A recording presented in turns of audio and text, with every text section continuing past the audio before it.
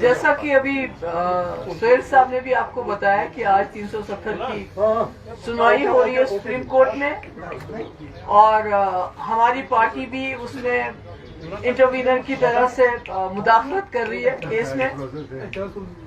اور آپ جانتے ہیں کہ جو سپریم کورٹ ہے یہ نہ صرف جموں کشمیر کے لوگوں کے لیے بلکہ جو ملک میں اس وقت حالات ہو رہے ہیں، جو منی پور سے لے کے ہریانہ تک پورے ملک کو نفرت کی آگ سے جلایا جا رہا ہے، سپریم کورٹ ایسے میں آخری امید بچی ہوئی ہے. اور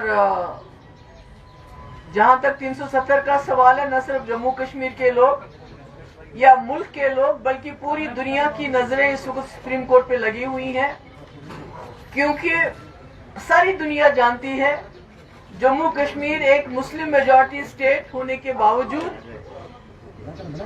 ہم نے 1947 میں دو قومی نظریہ یعنی مذہب کی بنیادوں پہ تقسیم ہونے سے انکار کیا اور ایک جمہوری سیکولر ہندوستان کے ساتھ ہاتھ ملایا، یہ سوچ کے کہ ہماری ایک خصوصیت ہے، we have a unique identity.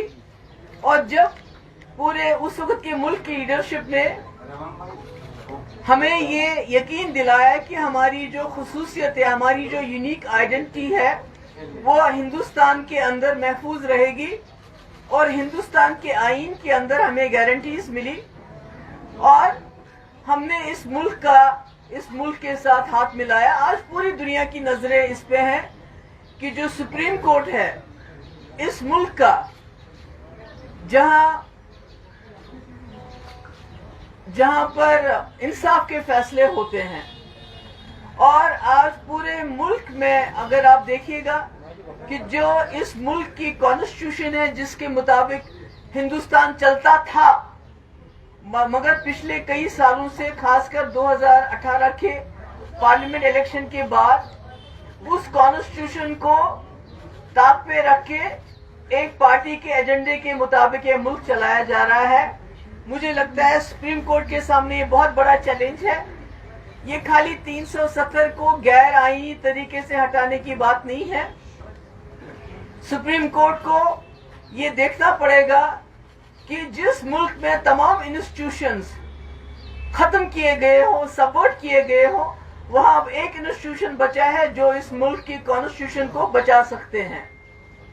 کیونکہ 370 بھی کہیں چائنا یا کسی ہمارے ہمسایہ ملک کے آئین کے مطابق نہیں ہے، بلکہ ہندوستان کے آئین کے مطابق ہے.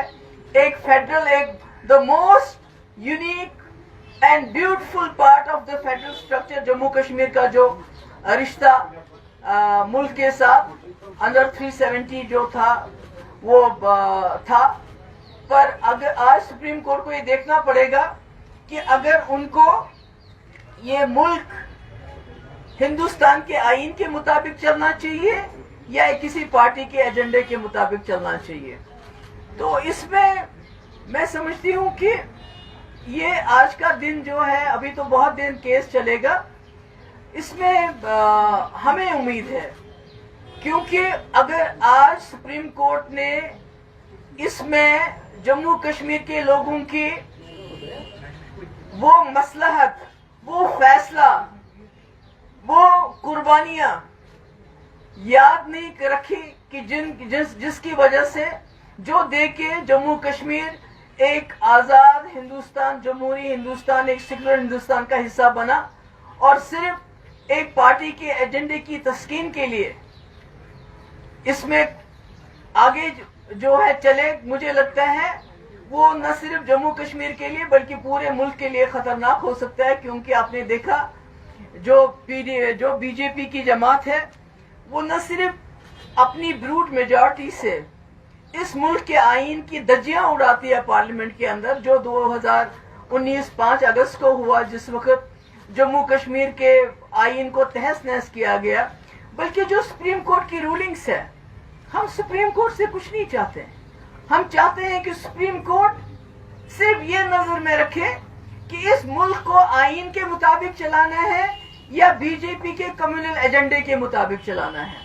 اگر آئین کے مطابق چلانا ہے तो जम्मू कश्मीर की खुसूसी पोजीशन इस मुल्क के आईन का हिस्सा थी। और न सिर्फ बीजेपी इस मुल्क के आईन को उसकी धज्जियां उड़ा रही है, बल्कि जो सुप्रीम कोर्ट के अपने फैसले हैं, आप देखिए दिल्ली के बारे में सुप्रीम कोर्ट का फैसला आ गया, इन्होंने ऑर्डिनेंस लाया जो कि कॉन्स्टिट्यूशन के खिलाफ है।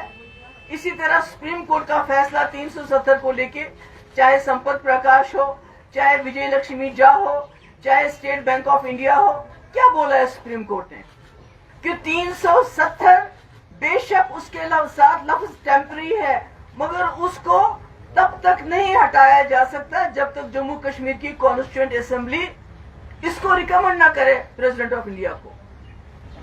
तो इसलिए मेरी सुप्रीम कोर्ट से ये दरखास्त है कि इस वक्त मुल्क के हालात बहुत खतरनाक हो रहे हैं, और इसकी सबसे बड़ी वजह ये है कि सारे हमारे इंस्टीट्यूशन डिफंक्ट हो गए हैं। अब आपका एक इंस्टीट्यूशन बचता है जो इस मुल्क के आईन को बचा सकता है। हमें मालूम है कि हालात खतरनाक है, इतना आसान नहीं है आप लोगों के लिए भी, जो हम देख रहे हैं, जो मुल्क के हालात देख रहे हैं, जिस तरह से गोलियां दिन दहाड़े गोलियां चलाई जाती हैं, नारे लगाए जाते हैं। तो अगर सुप्रीम कोर्ट इस मुल्क को बचाना चाहता है तो इस मुल्क के आईन को बचाना होगा। अगर इस मुल्क को आईन को बचाएंगे आप, तो इस मुल्क के लोगों के हुकूक, उनकी जिंदगियों को आप बचाएंगे।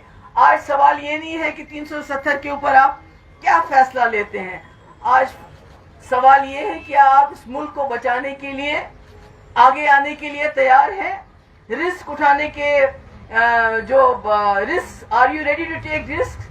जैसा इंदिरा जी के टाइम में इलाहाबाद कोर्ट ने इंदिरा जी के खिलाफ फैसला देके एक बहुत बड़ा रिस्क लिया था।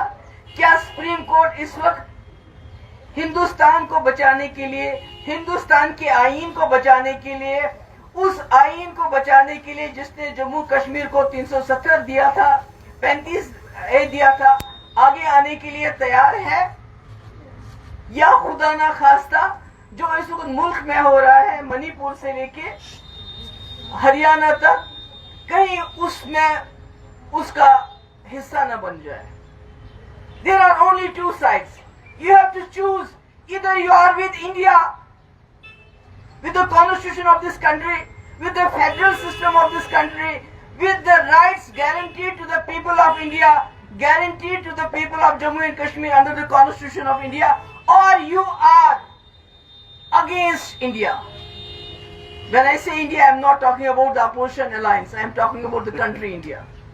So that's my point. तो मेरी यही गुजारिश है सुप्रीम कोर्ट से कि इस मुल्क को बचाइए, इसके आईन को बचाइए, और जम्मू कश्मीर को भी बचाइए। जो मणिपुर के हालात हैं वो धीरे धीरे पूरे मुल्क को अपनी लपेट में लेके जा रहे हैं। इस मुल्क को बचाइए। Thank you so much.